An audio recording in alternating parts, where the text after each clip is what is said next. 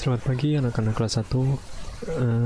Hari ini kita akan memasuki bab 3 yang akan membahas tentang manfaat TIK di dalam kehidupan kita sehari-hari. Tahukah kalian, jika lampu lalu lintas dan mesin ATM dikendalikan ataupun bekerja menggunakan komputer, di mana kalian bisa melihat lampu merah itu bekerja sendiri tanpa ada operasionalnya ataupun manusia yang memindahkan atau mengganti lampu dari merah ke kuning ataupun kuning ke hijau. Nah, semuanya otomatis dia menggunakan sebuah komputer. Nah, lalu siapa yang menggerakkan mereka? Coba kalian buka catatan kalian. Masih ingatkah kalian dengan CPU atau Central Processing Unit yang letaknya ada di dalam badan komputer, dan CPU ini berbentuk chip ataupun kepingan kecil yang dapat mengolah banyak data. Nah, kalian pasti masih ingat tentang CPU ini, di mana semua proses yang diberikan ataupun perintah yang diberikan oleh komputer ataupun perintah yang diberikan ke CPU akan diproses.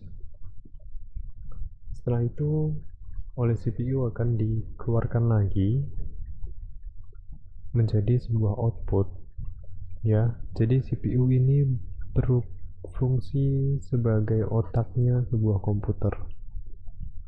Pasti kalian masih ingat bahwa CPU mirip dengan otak manusia, di mana kita bisa memberikan masukan ke otak kita melalui penglihatan ataupun indera yang lainnya seperti indera penciuman, indera perasa ataupun dengan lidah, dengan mata, dengan kuping. Nah, itu semua sebuah input, dan outputnya itu adalah perilaku kita ataupun sikap kita. Jika kita melihat sampah, maka di otak kita akan diproses untuk membuangnya ke dalam kotak atau bak sampah ataupun di tempat sampah, ya. Jadi proses input output di sebuah komputer itu seperti otak manusia, di mana inputnya diterima oleh indera dan outputnya adalah gerakan. Ya anak-anak, jadi ingat, CPU itu adalah otaknya sebuah komputer, mirip seperti otak manusia yang harus ada inputnya lalu diproses di otaknya lalu dikeluarkan dengan sebuah output. Nah, CPU ini berbentuk chip atau kepingan kecil yang dapat mengolah banyak data. Nah, itu yang tadi Bapak contohkan, seperti jika kita melihat sebuah sampah, maka otak kita akan merespon atau memproses sebuah inputan dari indera mata untuk segera kita membuang ke tempat sampah. Selanjutnya, CPU itu ada di mana-mana, atau otak komputer itu ada di mana-mana. Contohnya yang pertama pasti ada di komputer itu sendiri. Yang kedua ada di lampu lalu lintas. Yang ketiga ada di mesin ATM, dan masih banyak lagi. Coba kalian sebutkan contoh-contoh nanti di tugasnya, ya. CPU itu ada di mana saja. Hampir semua barang elektronik itu sudah menggunakan CPU, ya. Jadi kalian sebutkan 3 contoh elektronik yang menggunakan CPU.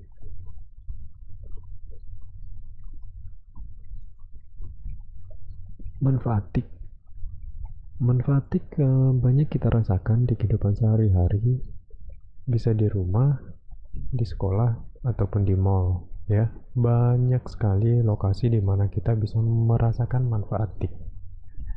Sebagai contohnya adalah manfaat TIK di sekolah.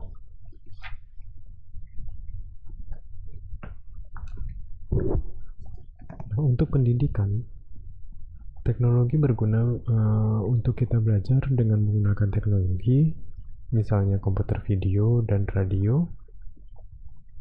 Kita belajar menggunakan CD dan multimedia. Kita menonton acara pengetahuan di televisi.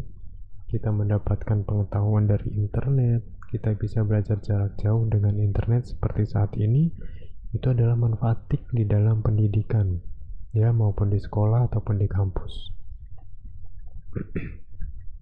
Sebagai contoh, jika kita belajar di laboratorium, kita bisa memanfaatkan komputer sebagai media belajar kita. Dan yang kedua adalah manfaat TIK di dalam keuangan. Dulu biasanya kita, orang tua kita mengambil uang itu selalu ke bank dan antrinya cukup panjang karena masih dilayani oleh manusia secara manual. Tapi sekarang mesin ATM sudah otomatis, kita bisa store atau tarik tunai dari mesin ATM.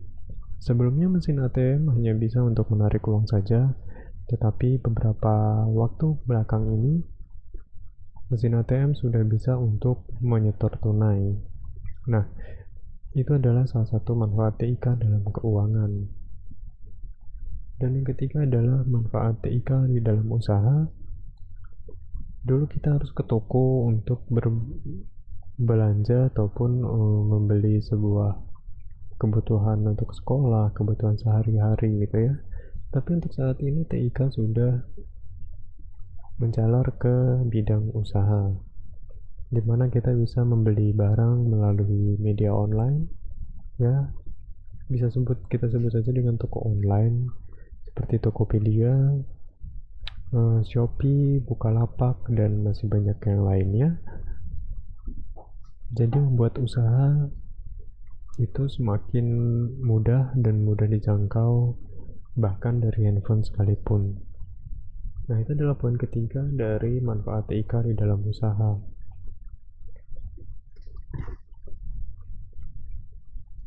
Baik anak-anak, itu adalah penjelasan manfaat TIK di dalam kehidupan kita sehari-hari. Coba berikan perbedaan antara manfaat TIK di dalam keuangan. Perbedaannya antara sebelum ada komputerisasi di perbankan dan sesudah ada komputerisasi di mesin ATM.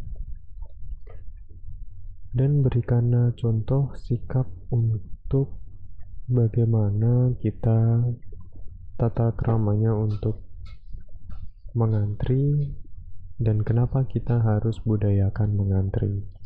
Sekian video materi hari ini dari Bapak. Assalamualaikum.